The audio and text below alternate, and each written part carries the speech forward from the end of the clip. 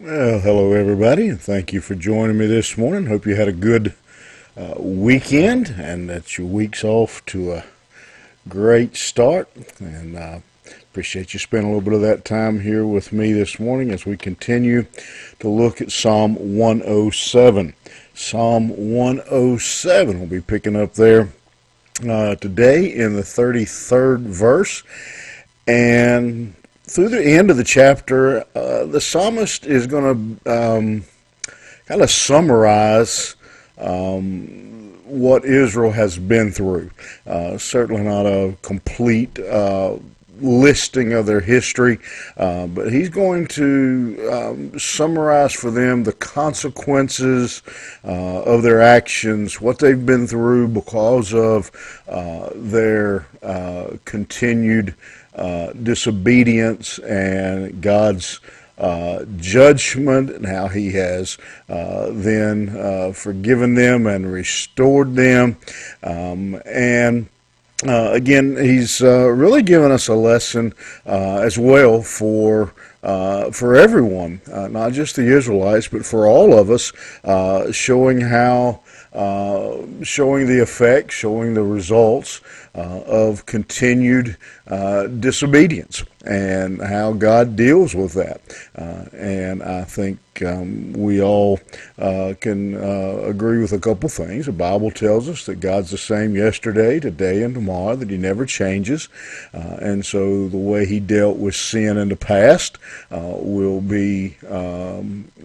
not change. And that furthermore, that this is Israel. This is his chosen people, and if he would discipline them, then certainly the rest of everyone else has to be aware of the discipline of God, and we need to learn from Israel's errors and from what they went through, how God remained faithful to them, and how he restored them. But again, we can never overlook the consequences of their sin.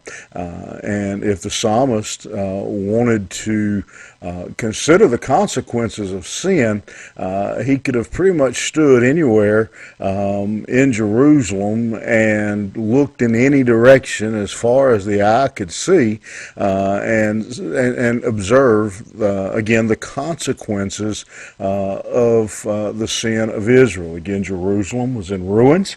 The area that had once been farmland filled with crops and animals was desolate. And again, we're talking about the land. This is the area that God had promised the Israelites and told them was a land flowing with milk and honey, a good land.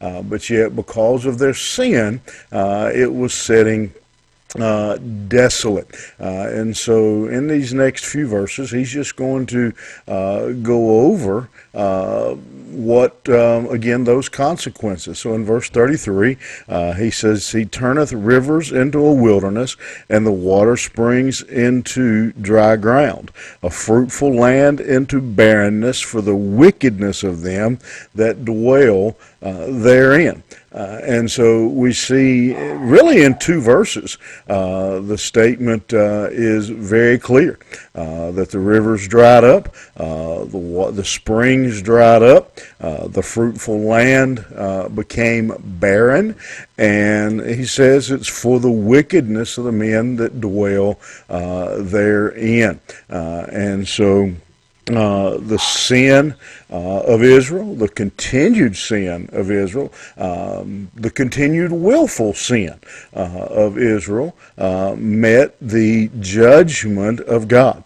Their land met the judgment of God. And they could look around as they were singing this song, as they were thinking of these words, as they were laying the foundation for their new temple. Again, they could look around them in all direction, and they could see the result of years of sin, years of rebellion on behalf of their ancestors, and the penalty that they had received. And so it was a sharp reminder to them of the judgment of God that He would, again, that He had placed on their people. So as they come back now to Babylon, they see this result. Again, a land that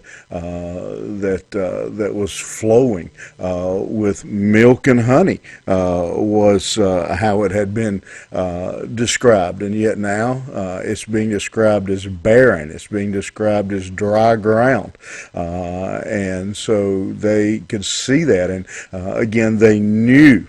And they were being reminded here that it was because of the wickedness, the evil, the sin of their ancestors. And so they were, again, they were experiencing, they were, as we use the phrase, reaping what they had sown in the past.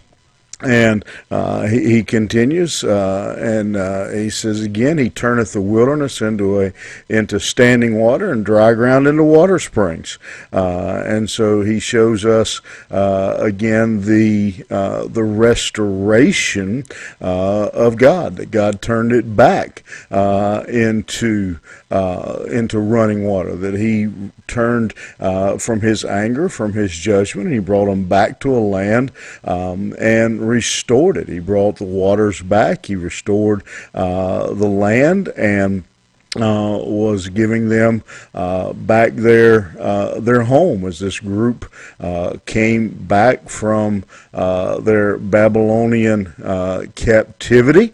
They're going to rebuild their city. It says He makes the hungry to, verse 36 it says, and there He maketh the hungry to dwell, that they may prepare a city for habitation. And so He says He brought them back.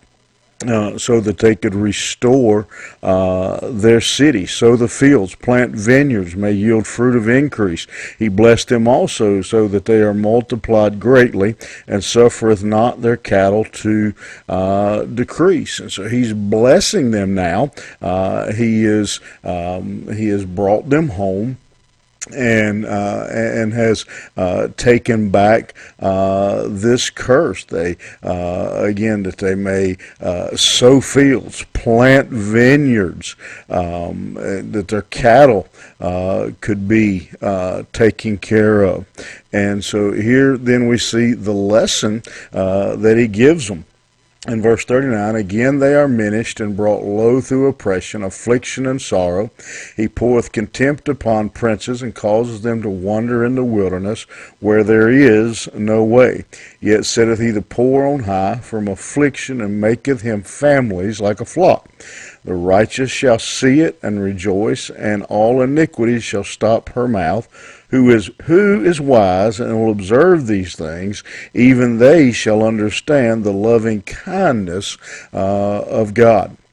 And so everything that Israel has been through, everything that they had experienced to this point was to be a lesson. Number one is that when people, when we forsake, when we disobey His law and His commandments, God will judge them. See that in verse 39.